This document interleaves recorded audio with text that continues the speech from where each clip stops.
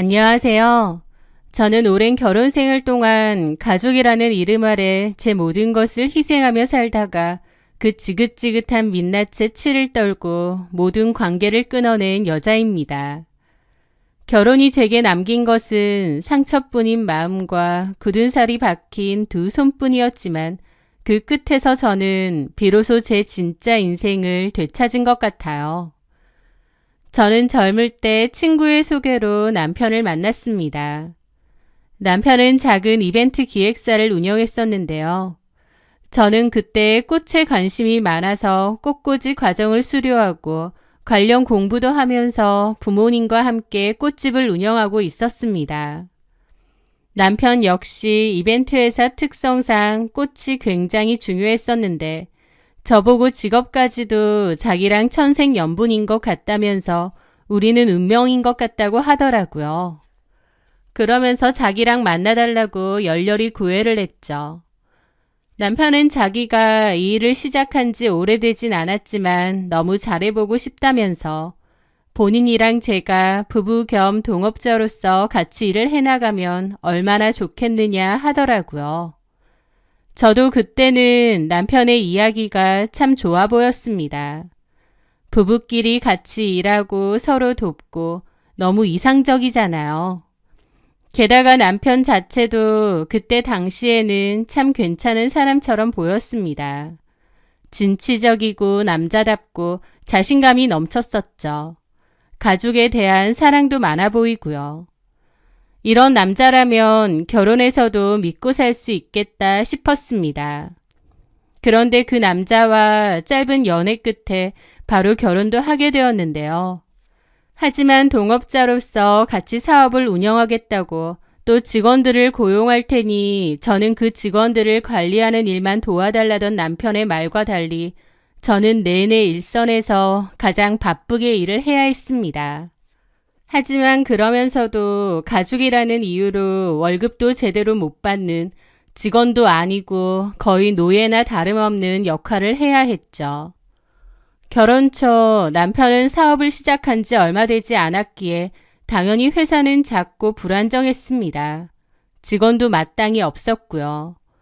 남편은 저더러 같이 으쌰으쌰 회사를 키워보자고 했고 저를 무급 직원으로 부리기 시작했습니다.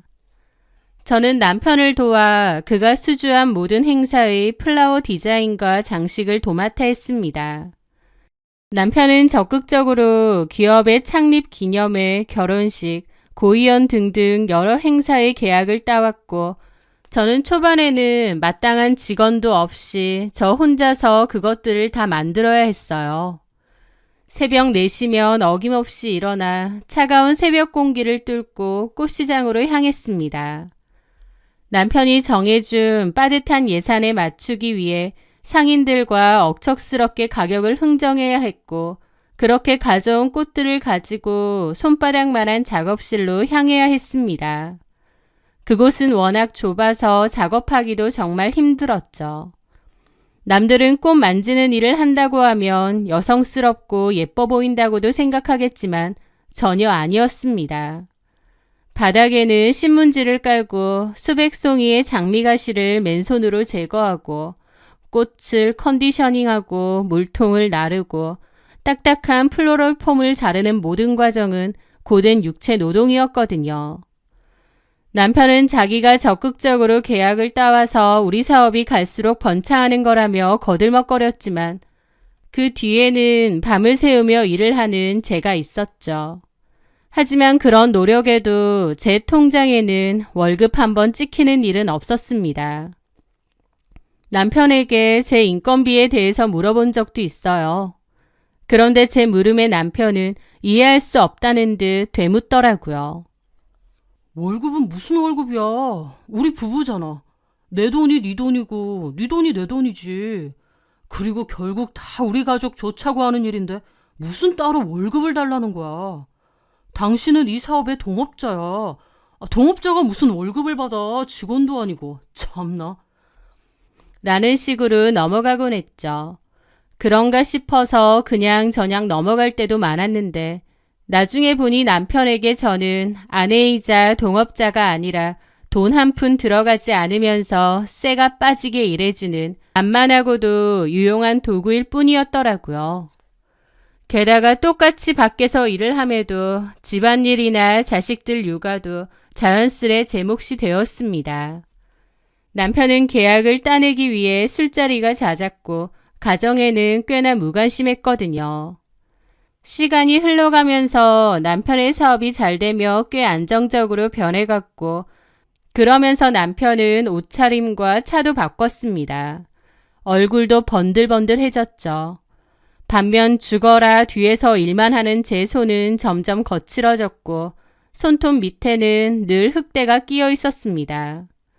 남편이 결혼 전 약속했던 여유롭게 꽃 만지고 직원들 부리는 사모님의 삶은 어디에도 없었죠. 그런데 사실 좀 힘들긴 했어도 불행하진 않았습니다.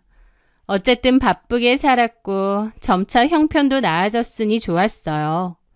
다만 결혼 생활에서 저를 좀 힘들게 한 건 시어머니 때문이 컸습니다. 어머님은 제가 손끝이 야무지질 못해서 집안일을 제대로 못한다고 자주 타박하셨고 구박도 많이 하셨거든요. 바깥일도 하면서 집안일까지 다 제 몫이었다 보니 당연히 가정주부보다는 집안일에 소홀할 수밖에 없잖아요. 제가 무슨 슈퍼우먼도 아니고요. 하지만 어머님은 툭 하면 꼬투리를 잡고 무안주듯이 저에게 혼을 잘 내셨죠. 애초에 저를 별로 안 좋아하셨던 것 같기도 하고요. 그런데 그런 구박은 제가 딸을 낳고 부쩍 심해지셨습니다.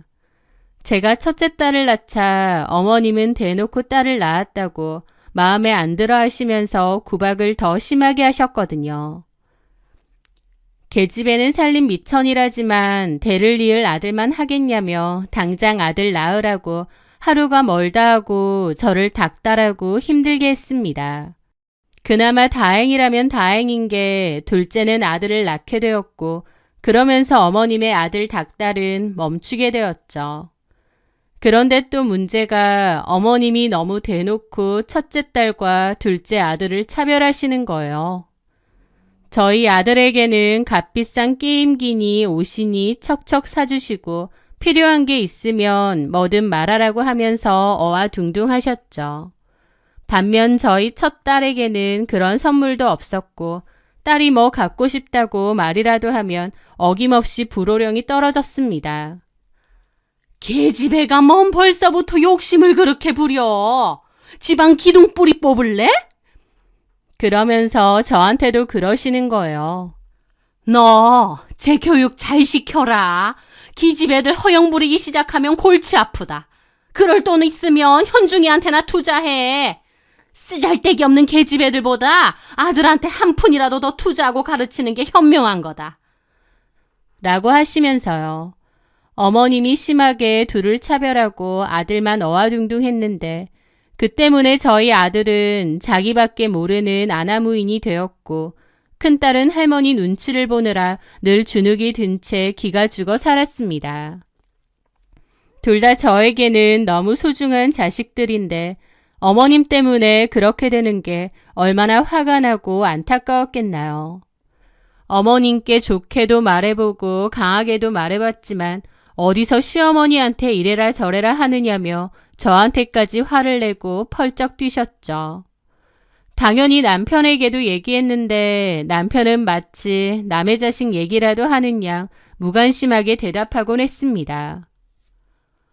여보, 어머님이 현경이한테 너무 하시는 것 같아. 그리고 현중이도 너무 오냐오냐 하니까 애가 갈수록 버릇이 나빠지잖아. 우리 엄마 옛날 사람이잖아. 아들 귀한 거 당연한 거 아니야? 당신이 이해하고 좀 맞춰드려. 내가 맞추고 말고 할 게 문제가 아니라 현경이가 너무 상처받으니까. 계집애가 뭘 그런 걸로 상처를 받아. 우리같이 밥을 굶겨서 때리기라도 했어. 뜨신 밥 삼시세끼 먹이고 학교 잘만 보내주는데 뭔 상처. 당신이야말로 현경이를 너무 오냐오냐 하는 것 같아. 당신이 몰라서 그래. 어머님이 얼마나 현경이한테는 차갑게 하시는데. 그래서 지금 내 앞에서 우리 엄마 험담이라도 해? 나더러 어쩌라고? 같이 욕해줄까? 그거 원해서 얘기해? 무슨 말을 그렇게 해. 내 말은 당신이라도 어머님께 말씀을 좀 드려라 그거지. 형경이한테 너무 그러지 마시라고. 제 말이 끝나기도 전에 남편은 얼굴까지 시뻘개져서 난리를 치더라고요. 내 앞에서 엄마 욕하니까 좋아? 평생 그렇게 사신 분인데 내가 뭘 어떻게 말해줄까? 앞으로 손녀 눈치라도 보시라고 해? 여보, 내 말은. 나한테 그딴 거 시키지 마. 그렇게 힘들고 우리 엄마 마음에 안 들 것 같으면 그럼 이혼해. 그럼 되겠네. 뭐라고? 이혼? 그의 입에서 이혼이라는 단어는 너무나 쉽게 튀어나왔습니다. 저는 가족이라는 이름으로 많은 것을 참고 희생하며 견디고 살아왔잖아요. 제가 선택한 결혼이고 제가 지켜줘야 하는 자식들이니까요. 저라고 살면서 힘들 때 이혼이라는 단어를 한 번도 안 떠올려 봤겠나요? 하지만 속으로는 생각할지언정 입 밖으로 말하지는 않았죠. 이혼이라는 게 그렇게 쉽고 함부로 꺼낼 만한 말도 아니고요. 그런데도 남편은 너무나도 쉽게 아무렇지도 않게 이혼 소리를 하는 겁니다. 고작 본인 듣기 싫은 소리를 했다고요. 너무 어이가 없었는데 그 후로도 남편은 지가 불리하면 무슨 무기마냥 이혼 소리를 하더라고요. 이혼 연부를 외는데 그런 남편의 행동이 아니 꼽고 더러워서 진짜 콱 이혼해줄까 싶기도 했습니다. 하지만 어쨌든 아직 아이들도 어리고 그때 당시에는 지금처럼 이혼이 흔한 시기도 아니었거든요. 그래서 저도 속 부글부글 하면서도 그냥 참고 살았던 거죠. 남편은 가족이나 자식보다도 본인이 제일 중요한 인간이었습니다. 그러면서도 그 와중에 효자병 걸려서 자기 엄마는 되게 생각하는 척했어요. 물론 진짜 효자는 아니었기 때문에 본인 손으로 효도하거나 희생하는 일은 없었습니다. 그저 입으로만 어머님께 잘해라 어째라 그랬고 모든 것은 다 저에게 떠넘긴 거죠. 그런 남편에게 너무 질리고 학을 뗄 때도 많았지만 그냥 정신 승리하고 살았습니다.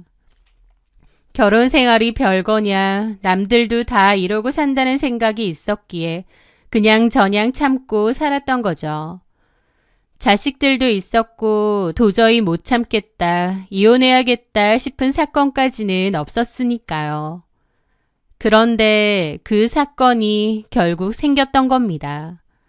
결혼 생활이 거의 30년이 다 되어갈 때쯤이었습니다. 그맘때 어머님은 병으로 몸져 누워 요양병원에 입원하셨어요. 어머님은 평생 저를 구박했지만 그래도 저는 며느리의 도리를 끝까지 해야 한다는 생각이 있었습니다. 남들이 다 저보고 미련하다고 해도 그래도 제 딴에는 할 수 있는 도리는 다 해야 된다는 생각이 있었죠. 남편도 그렇게 해달라고 부탁을 하기도 했고 저도 그럴 생각이 있었습니다. 그래서 그때부터 더 이상 회사는 나가지 않고 어머님의 병간호에 집중했죠. 저는 거의 매일같이 병문안을 가 어머님의 식사를 돕고 대소변을 받아내며 말벗이 되어드렸습니다.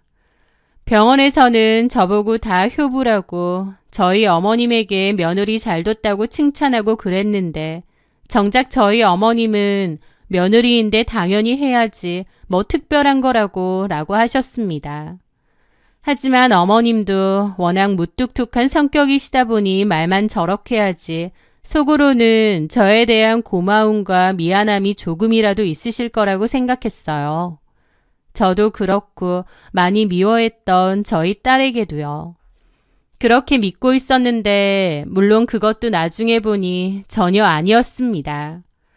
어쨌든 그날은 어머님이 집에서 뭐 가져다 달라고 한 게 있어서 어머님 댁으로 갔을 때였습니다. 물건도 찾을 겸 어머님의 방도 좀 정리하고 있었죠. 그런데 서랍에서 자개로 장식된 상자를 발견했습니다. 그 안에는 어머님의 비치 반지나 산후 비녀, 순금 목걸이 등등 폐물이 들어 있었습니다. 저는 그것들을 다시 잘 놔두었죠. 그리고 다음 날 저는 병원에 계신 어머님을 뵈러 갔다가 그 폐물 생각이 나서 말씀드렸습니다. 어머니, 현경이 내년에 결혼하는 거 아시죠? 그래도 명색이 큰 손녀인데 현경이한테 선물 좀 해주실 거예요? 선물? 네, 어제 어머님이 가져다 달라고 하신 물건 찾으러 어머님 댁 갔거든요. 서랍에서 폐물 상자 하나 발견했는데 안에 있는 폐물들이 참 곱더라고요. 현경이 결혼 전에 어머님 폐물 중에 몇 가지 선물해 주시면 현경이한테도 얼마나 뜻깊은 선물이 되겠어요. 할머니가 주시는 건데. 저는 웃으면서 그렇게 물어봤습니다. 저희 딸은 평생 할머니의 미움을 받으며 커서인지 할머니를 안 좋아합니다. 저도 당연히 그런 딸을 이해하고요. 제가 어머님에게 선물 이야기를 꺼낸 것은 정말 선물을 받고 싶다던가 그 폐물이 탐이 났다던가 그래서 한 말은 아니었어요. 저희 딸 입장에서도 그래도 할머니한테 선물이라도 받으면 평생 묻어온 할머니에 대한 미움과 상처가 조금은 희석될까 싶기도 했고 또 어머님에게도 일종의 기회를 드리고 싶기도 했습니다. 평생 손녀딸 참 많이 미워했는데 이런 기회라도 손녀딸과 풀고 좀 사이가 좋아졌으면 하는 바람으로요. 돌아가시기 전에라도 손녀딸과 풀고 가면 좋잖아요. 그런데 어머님은 제 말에 갑자기 눈을 치켜뜨며 불같이 화를 내시는 거예요. 네가 지금 제정신이냐? 왜 남의 물건에 함부로 손을 대? 내가 필요한 것만 가져오랬지 남의 폐물 상자에 손대라고 했냐? 너 거기서 뭐라도 들고 나온 거 아니지? 손도 대지 마라. 나 그거 전부 다 현중이한테 줄 거니까 아무것도 손대지 마. 그리고 네 딸한테는 네가 번 돈으로나 사줘라. 라고 하시는 겁니다.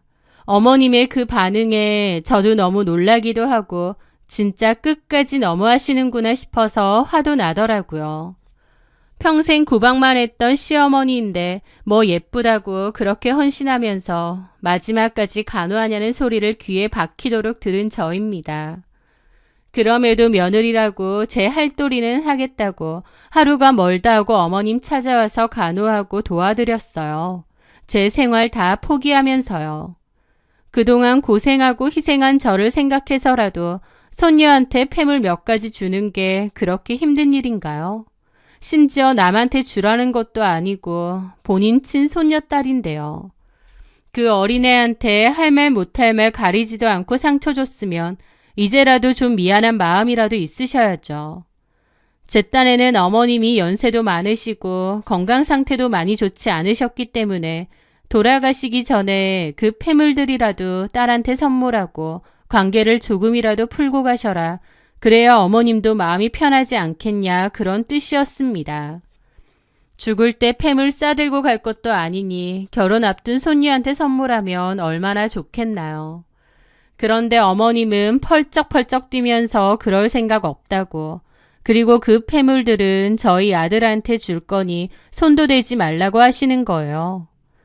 평생을 헌신한 저와 상처만 줬던 제 딸에 대한 어머님의 마음은 조금도 변하지 않았구나. 진짜 조금도 미안해하는 게 없는 거구나 라는 것을 뼈저리게 느끼는 순간이었습니다. 그 일 이후로 저도 어머님에 대한 생각을 좀 달리 했어요. 어머님에 대한 실망이 너무 컸기도 하고 또 한편으론 어머님이 저러시는데 내가 뭐 때문에 어머님한테 이렇게까지 헌신해야 되나 싶은 생각도 있었거든요.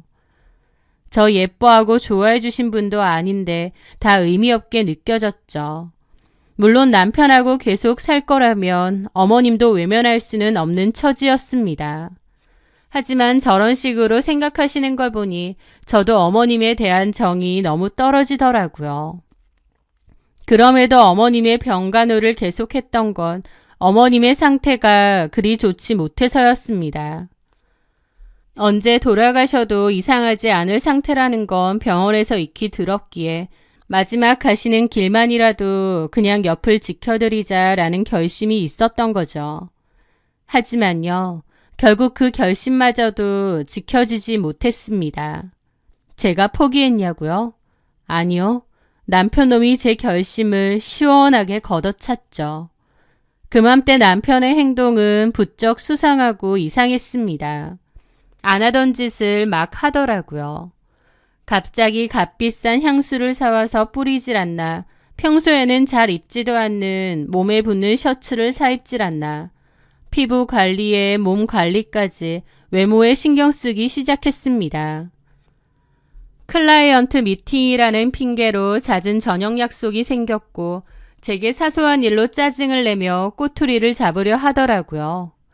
저는 남편에게 여자가 생겼음을 직감했습니다. 남편의 행동은 의심을 안 할래야 안 할 수가 없었어요.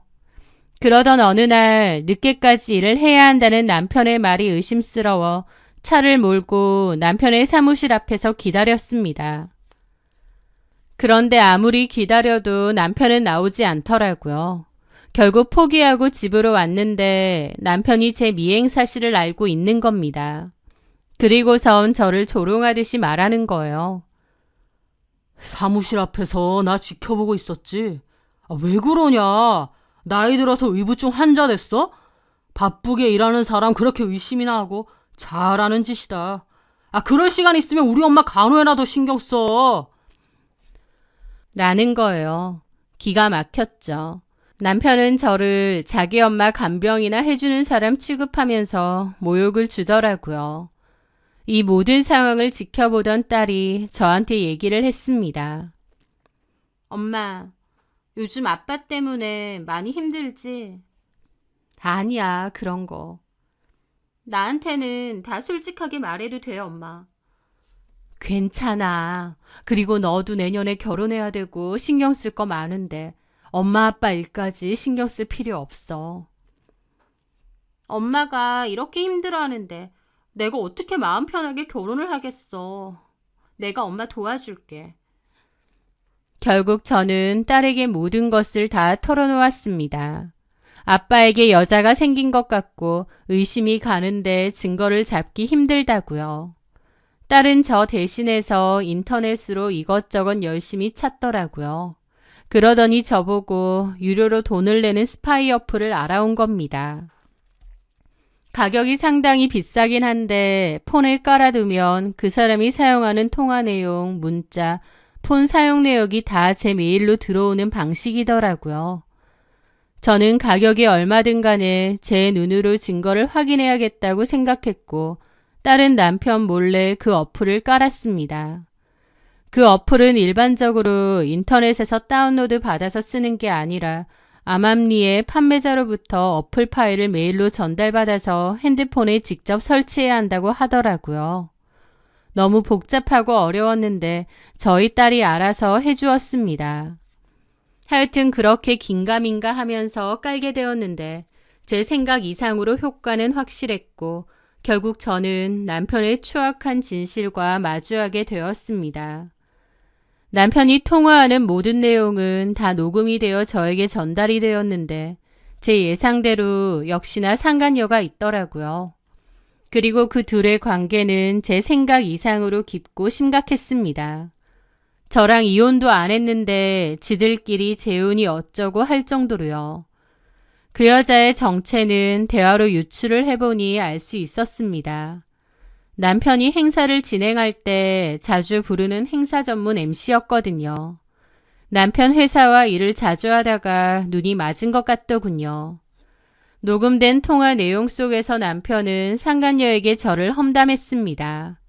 억척스럽고 둔하고 여자 같지도 않다고. 자기는 잘 꾸미고 예쁘고 나이 들어서도 이성적인 느낌이 나는 여자가 좋다면서 상간녀를 보고 설레네, 자기 마음을 뛰게 하네 등등 별 연병을 다 떨고 있었습니다. 평생 자기 회사를 위해서 뒤에서 묵묵히 헌신하고 노력하고 자식들 키워주고 자기 어머니까지 보살펴 주었는데 그런 저에게 고마움은커녕 오히려 저를 무시하고 경멸해하는 남편의 진심을 듣자 마음이 무너지더라고요. 내가 평생 뭘 했나 싶기도 하고요. 남편이나 어머님이 그래도 내 고생을 알아주겠거니 했는데 전혀 아니었습니다. 완벽한 제 착각이었죠. 참을 수 없는 분노와 더불어 이루 말할 수 없는 참담함도 느껴졌습니다. 그런데요, 진짜 충격적인 사실은 따로 있었습니다. 남편의 배신만으로도 충격이 큰데 남편뿐만 아니라 어머님도 저를 배신했다는 걸 알게 되었거든요. 둘의 대화를 통해 알게 되었는데 남편은 상간녀를 어머님의 병문 안에도 데려갔더라고요. 둘의 카톡 대화는 이랬습니다. 오늘 어머님 병원 갔다 왔잖아. 어머님 말 너무 감동이었어. 엄마가 뭐라고 하시든.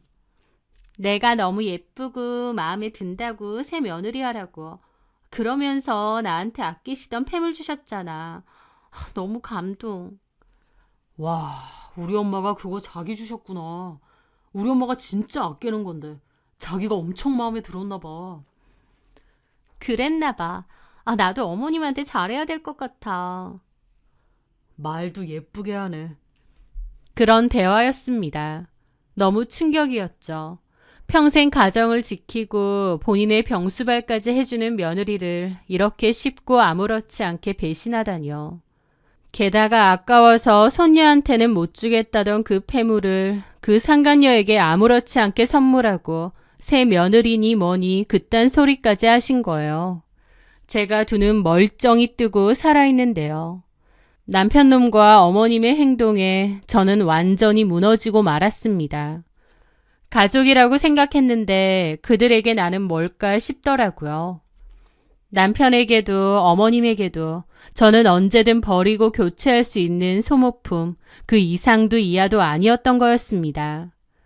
저는 이 결혼 생활을 더 유지해야 할 이유가 없다는 걸 깨달았습니다. 기만과 배신만 남은 이 인연을 깨끗이 끊기로 결심했어요. 그때 마침 남편은 제주도에 있을 웨딩 행사가 큰 게 있어서 한동안은 거기서 지내면서 일을 한다고 했는데요. 하지만 사실은 상간녀와 발리로 여행을 떠나기로 했다는 걸 알고 있었죠. 저는 이미 그 둘의 통화 내용을 들어서 다 알고 있었거든요. 저는 아무것도 모르는 척 했다가 남편이 여행을 떠나자마자 변호사를 찾아갔습니다. 그리고 이혼에 대해서 많은 상담을 했죠. 그리고 이혼에 있어서 가장 중요한 건 재산 문제였습니다. 그런데 그 결혼 생활이 저에게 남긴 건 배신만 있는 건 아니었습니다. 왜냐면 10년 전 남편의 사업 운용에 문제가 생긴 적이 있었는데요. 그때 남편의 개인 신용 문제가 있었기에 어쩔 수 없이 이벤트 회사 사업자 명의 및 개인 재산의 명의를 저로 바꿔두었거든요. 그때는 그냥 서류상으로 그렇게 한 거였는데 이제 와서 보니 저에게는 너무나도 중요한 신의 한 수가 되었습니다. 저는 법적으로 그 회사의 대표였으니까요. 그리고 저희 집도 제 명의였는데 지체 없이 부동산에 금매로 내놓았습니다. 시세보다 워낙 저렴했기에 내놓자마자 연락이 많이 왔고 저는 제일 빨리 거래를 할 수 있는 사람에게 판다고 했어요. 그렇게 빨리 집을 정리하고 제 짐을 챙겨 딸의 집으로 옮겼으며 남편의 가구와 짐은 전부 물품 보관 창고에 보관했습니다. 마지막으로 어머님의 병원 원무과에 전화했습니다. 오늘부터 어머님의 보호자 연락처를 아들로 변경해 주라고. 나는 이혼할 거라서 더 이상 관련이 없다고 밝혔죠. 상간녀와 발리에서 신나는 시간을 보내려고 했던 남편놈은 병원에서 전화를 받았는지 바로 전화를 하더라고요. 병원에서 보호자가 바뀌었다니 어쨌느니 하고 아무도 병원에 안 왔다는데 어떻게 된 거냐고요. 저는 코웃음 치며 그랬죠. 네 엄마 병원이니까 앞으로 네가 가. 뭐라고? 당신 미쳤어? 미친 건 너지. 상간녀랑 발리 가서 노니까 신나. 너는 그러고 다니면서 왜 나더러 네 엄마를 보라는 거야? 제가 다 알고 있자 남편은 몹시 놀란 것 같았습니다. 뭐라고? 당신이 그걸 어떻게... 내가 둔해서 아무것도 모를 줄 알았어. 상간녀 이름은 김윤아고 행사 MC로 일하는 애 맞지? 너네 지금 어디서 묵는지도 다 알려줄까? 내가 아무것도 모르는 줄 알았냐고. 제가 속속들이 다 알고 있자 남편은 경악하는 게 수화기 너머로도 들렸죠. 아니, 그걸 어떻게 다... 툭 하면 나랑 이혼하고 싶다고 노래를 불렀지. 좋아, 이혼해줄게. 근데 이건 알아야 할 거야. 집이고 회사고 다 내 명인 거 알지? 내 거니까 내가 알아서 할게.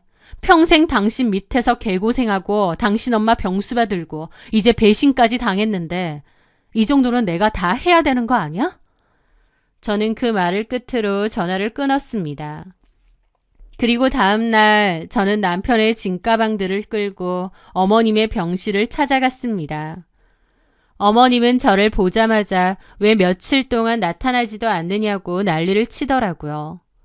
상간녀한테 새 며느리니 어쩌고 하고 나한테 저러는 걸 보는데 와, 그나마 남아있는 마음마저도 싸그리 없어졌습니다. 저는 남편의 짐을 침대 옆에 내려놓았습니다. 저한테 왜 그러세요? 똑똑하고 예쁜 새 며느리도 생기셨으면서. 제 말에 어머님도 당황하더라고요. 뭐라고? 어머님 아들 바람 피우는 거 알면서 그 상간녀한테 어머님 그 아끼던 폐물까지 주셨다면서요. 그 여자가 그렇게 마음에 드셨어요? 마음에 드신다고 하니 그 여자 원하는 대로 새 며느리 맞이해서 같이 사세요. 간호도 그 여자한테 해달라고 하시고요. 제가 마지막으로 한 말씀 드릴게요. 어머니, 인생 그렇게 살지 마세요. 그렇게 사시다간 어머님 곁에 아무도 안 남습니다. 제 말에 어머님은 얼굴이 뻘개져서 아무 대꾸도 하지 못하셨죠. 저는 그렇게 그곳을 빠져나왔습니다. 남편은 제 전화를 받고 식겁해서 한국으로 다시 날아온 모양인데 이미 제가 집도 팔아버린 후였죠. 남편은 누구 맘대로 집을 파느냐며 난리를 쳤고 그때부터 이혼 소송 및 재산 반환 소송도 시작되었습니다. 더불어 저는 남편과 상간녀의 통화 녹취를 증거로 상간소송도 함께 진행했는데 남편은 그때까지도 제가 어떻게 그 증거들을 다 모을 수 있었는지 아예 모르더라고요. 제가 지폰에 그런 걸 깔아놨을 거라곤 꿈에도 생각 못하겠죠. 저는 이혼소송 진행되는 중간에도 계속 남편의 통화 내용과 카톡 등을 지켜봤는데요. 남편이 집도 회사도 다 날아갈 위기에 처해 있는 데다 상간소송까지 당하니 그 상간녀의 태도도 180도 달라지더라고요. 돈 때문에 저희 남편한테 접근한 모양인데 남편이 개털될 상황에 빠지니 바로 본색 드러나는 거였죠. 그래서 어떡할 생각인데? 알아서 마누라 잘 정리하고 나랑 새 시작한다며. 근데 이게 뭐야? 집도 와이프가 팔아버리고 회사도 그 여자 명의였다며. 당신 완전 개털인 거잖아. 그런 걸 어떻게 다 속일 수가 있어? 누가 누굴 속여? 나도 미치겠는데. 아니, 집이며 회사며 다 와이프 명의였으면 그것부터 다시 되찾고 나한테 재혼이니 뭐니 했어야 되는 거 아니야? 그런 기본적인 것도 안 하고 뭐 했어? 하려고 했는데 와이프가 눈치챈 줄 알았냐고. 이게 다 네가 눈치 없이 아무 때나 연락해대니까 그런 거 아니야. 뭐라고? 보고 싶네 어쩌네 하면서 연락해달라고 할 땐 언제고 이제 와서. 그리고 나 상간소송 당했던데 이거 어떻게 할 거야? 어떻게 할 거냐고. 입 좀 다물어. 가뜩이나 머리 아픈데 어디서 땡땡거리고 지랄이야. 뭐? 지랄? 너 말 다 했어 이 새끼야? 그래. 대가리에 든 것도 없이 얼굴 다 뜯어고쳐가지고 그나마 성격이라도 순하고 착한 것 같아서 만났더니 이게 네 본성이냐? 너야말로 머릿속도 없고 배 튀어나온 다 늙은 아저씨 주제. 그나마 회사라도 운영하고 돈이라도 있는 줄 알았더니 지 손에 아무것도 없는 거지 새끼 아니야. 뭐라고? 하면서 서로 쌍욕을 퍼부으며 싸우더라고요. 그들의 추악한 다툼은 그 후로도 계속되었습니다. 서로 운명이니 빨리 재혼하고 싶니 어쩌니 했는데 이렇게 막장으로 싸워가면서 빨리 파토가 날 줄 몰랐어요. 자기들끼리 지지고 볶고 알아서 잘 싸우더라고요. 게다가 제가 없으니 남편은 시어머니 병수발도 나몰라라 하는 것 같았습니다. 그렇게 효자인 척 하더니 이런 상황이 되니까 바로 자기 엄마부터 모른 척 하는 거죠. 병원에서는 저한테도 연락을 한번 했습니다. 어머님은 뒤늦게서야 절절히 후회하면서 우리 며느리한테 연락 좀 해달라 그랬다고 하더라고요. 게다가 어머님 상태가 안 좋아서 보호자가 와 있어야 된다고요. 하지만 저는 그분하고는 아무런 관계도 아니니 다시는 이 번호로 연락 말라. 그의 아들에게 전화해라고 하고 단호히 끊었습니다. 전처럼 극진한 보살핌도 없고 아들도 관심이 없었죠. 이혼하고 반년 정도 뒤에 돌아가셨다는 얘기는 들었는데 그 와중에도 남편은 안 와서 어머님 혼자서 쓸쓸히 생을 마감하셨다고 하더군요. 누굴 탓하겠나요? 어머님이 그렇게 자초한 것을요. 그리고 저는 기나긴 이혼과 상간소송에서 모두 승소하여 위조료를 받아내고 끝을 냈습니다.